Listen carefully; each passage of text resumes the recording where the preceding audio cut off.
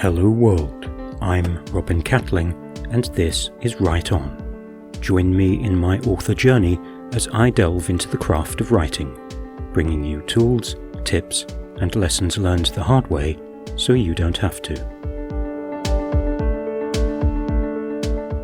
Rings of Power. 3 hours of setup. I don't generally review film and TV here, but I have a problem with Amazon's Rings of Power. 3 hours of setup. 3 hours in, and I haven't seen a single ring of power. Just 4 entirely disconnected plot strands going nowhere, slowly. 2 episodes into Amazon's lavish, that is, developing world nation budget, Tolkien adaptation, I'm still waiting for some plot. It's all promises, little progress, and no payoff. It's the issue of a massive intellectual property in the hands of writers who don't quite know what to do with it. But the rights are so expensive, it has to last 7 or 8 seasons, which could be as many as 72 episodes.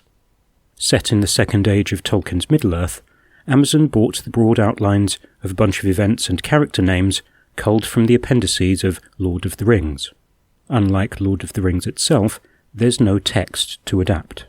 Not there or back again. The first problem is starting the story in the right place. The first 8 minutes contain slabs of voiceover, exposition, flashback, and captioning of locations. How did this not set off alarm bells at the Amazon offices?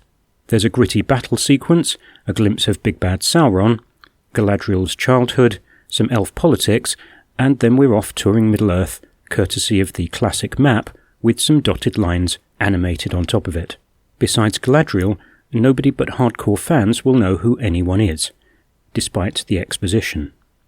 The showrunners have alighted on Galadriel, Morfydd Clark, as the main protagonist, and Clark is very good as an elven Joan of Arc action heroine.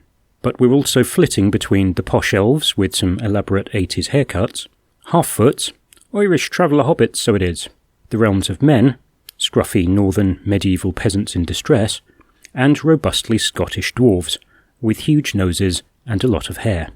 Did I mention the huge slabs of Basil exposition in the voiceover? There's way too much telling, not enough showing. I'm not sure why it's showing me what it's showing me.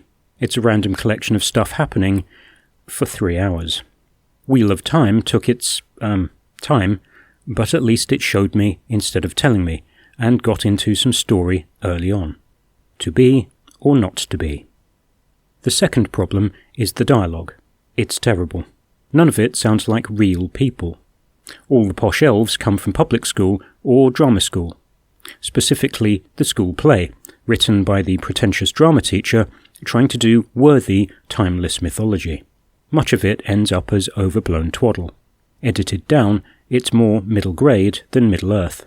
Tolkien's prose may be wordy, but his dialogue is sharp and simple, and there's far too much maiden butler exposition in these episodes.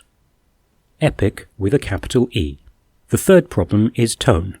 We're reminded this is high-concept epic fantasy, epic, I tell you, in capital letters, in every scene. This is serious stuff, and don't you forget it. Fate of the world and all that, and I really don't care. Tolkien's greatest hits. Elsewhere, Rings of Power has the same issue as the Star Wars sequels. The show is an expensive tribute act following Peter Jackson's film trilogy.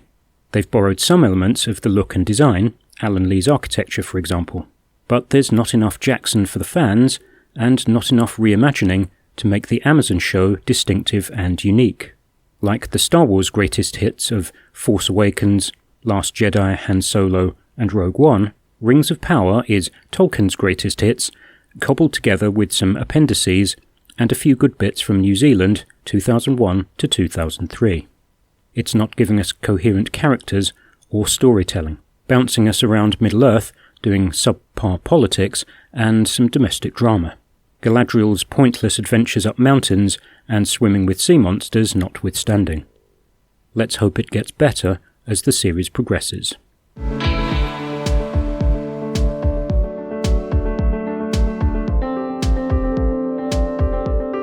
That's all for this time. Thanks for stopping by. You can like and subscribe to the channel, or visit robincatling.info to check out the blog.